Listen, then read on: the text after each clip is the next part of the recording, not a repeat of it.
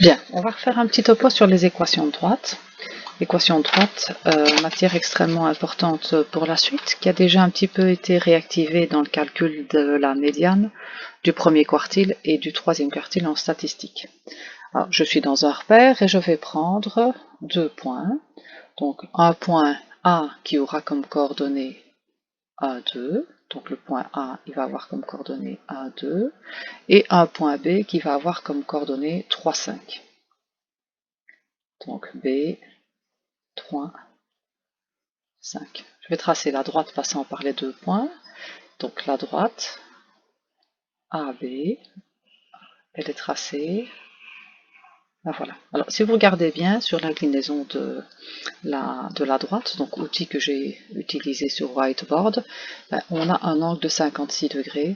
On va y revenir. Manifestement, cet angle indique l'inclinaison de la droite que je suis en train de tracer. Donc, ce qu'on cherche, c'est l'équation de la droite AB.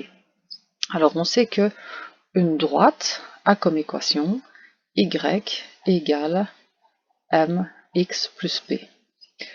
Dans le rayon des fonctions, ou en algèbre, quand on a parlé d'une fonction du premier degré, on avait non pas utilisé les lettres m et p, mais les lettres a et b. Donc le m était remplacé par le a, et le P était remplacé par le B. Bon, c'est juste une question de notation. Quand on est en algèbre, on utilise plutôt Y égale à AX plus B. Quand on est en géométrie, on utilise plutôt Y égale à MX plus P. Pourquoi? Je ne sais pas. C'est une convention un petit peu stérile. Mais bon, voilà. Donc j'enlève le AX plus B et je me remets avec la notation Y égale à MX plus B. Le M, c'est ce qu'on appelle la pente. Donc le M, c'est la pente, et comme son nom l'indique, cette pente doit donner une indication sur comment la droite est penchée. Alors, comment va-t-on calculer la pente de la droite? Eh bien, la pente, c'est toujours la différence des y, donc le y de B moins le y de A, sur la différence des x, donc le x de B moins le x de A.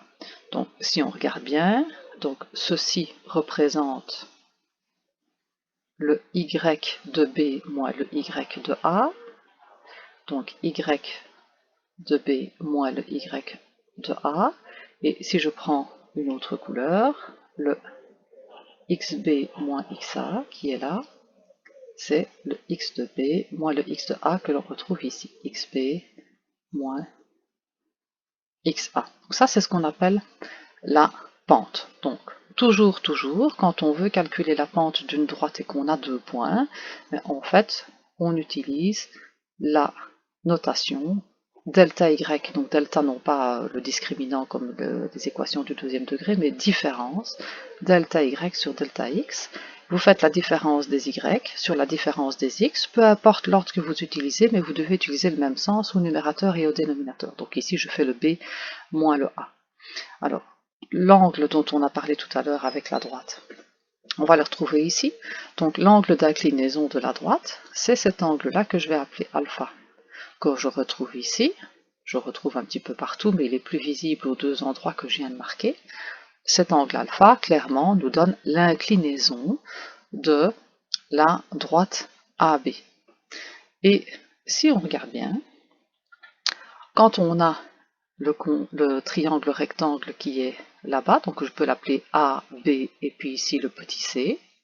On a un triangle rectangle, A, B, C. Mais dans un triangle rectangle, on a SO, K et TOA. Et c'est ici TOA qui va nous intéresser, puisque par rapport à l'angle alpha, la tangente de l'angle alpha, c'est le côté opposé, donc le côté opposé c'est YB moins YA sur le côté adjacent, c'est-à-dire XB moins XA. Et on retrouve alors la valeur de la pente.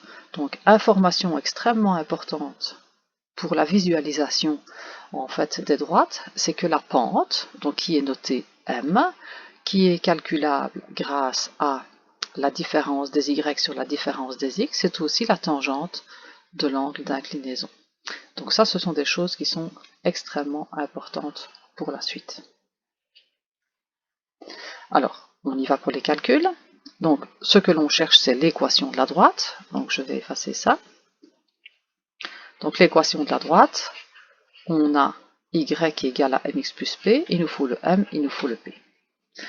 Alors, le m, c'est donc la différence des y sur la différence des x. Donc, la différence des y, ça va être 5 moins 2. Sur la différence des x, 3 moins 1. Donc la pente vaut 3 demi. Donc je suis sûr à ce stade-ci que mon équation de droite, c'est y égale 3 demi x plus un p que je ne connais pas. Alors, je sais que la droite AB passe par le point A et passe par le point B. On en choisit un des deux. Je vais prendre le point A, ça n'a aucune importance. Donc je suis sûr que la droite AB, pour le moment, a comme équation y égale à 3 demi x plus un p que je ne connais pas. Or, le point A, et on peut choisir le point B, est un point de la droite, donc ça veut dire que les coordonnées du point A vérifient l'équation de la droite. Donc quand je remplace le x et le y dans l'équation, je suis sûr d'avoir quelque chose de vrai. Donc je remplace le y par 2, je remplace mon x par 1, et je vais trouver le p correspondant.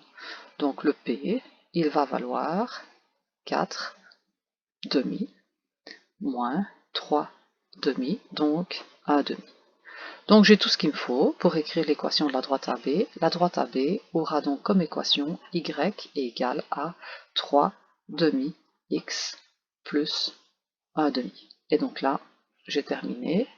Il me fallait l'équation de la droite, elle est ici.